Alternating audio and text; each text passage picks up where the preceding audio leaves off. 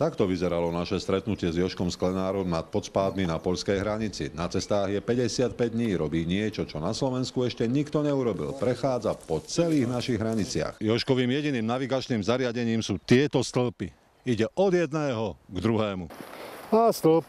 Deň si pamätáš aspoň, ktorý si vyrazil, presne deň. No jasne, to si pamätám. 13. apríl, nedeľa. V nohách má už okolo 1200 kilometrov. Vyrazil z Dolnej Maríkovej krátko po pohrebe svojej Aničky. Život ako by sa mu zastavil.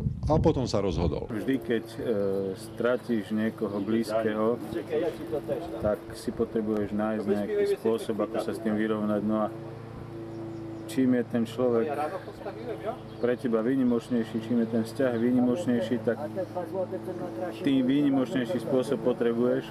To, čo robí, je naozaj výnimočné. Presvedčili sme sa o tom, keď sme po hranici s ním vyrazili z Podspádov do Lysej Poľany. Na mape kúsok, ale ak naozaj jede po hranici, zaberák. A toto je náš potok. A toto je ešte Javorinka. A potom, keď sa vlieva do Bielej vody, tak sa vyberieme proti prúdu Bielej vody. Musíme Javorinku prebrodiť. No, som na druhom brehu a mal som čo robiť, aby som kameru zachránil. Chvíľami to bolo pohodlné, chvíľami len predieranie sa a hľadanie stĺpa. Doplnili sme vitamíny a hľadali sútok riek. To je krásne tu. Sútok Javorinky a Bielej vody, teraz proti prúdu a krátky odpočinok. Samota je taká liečivá.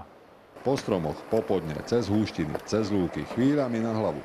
Už medvedie, nie? Hej.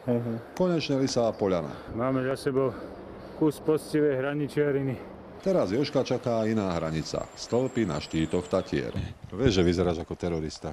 V krčme v Novej Sedlici jeden pánko mi tak poklepal po pleci, že prepáč, hádam sa nenahneváš, ale vyzeráš jak Usama. Z Lysej Poľany Jožo Kubáni, televízia Joj.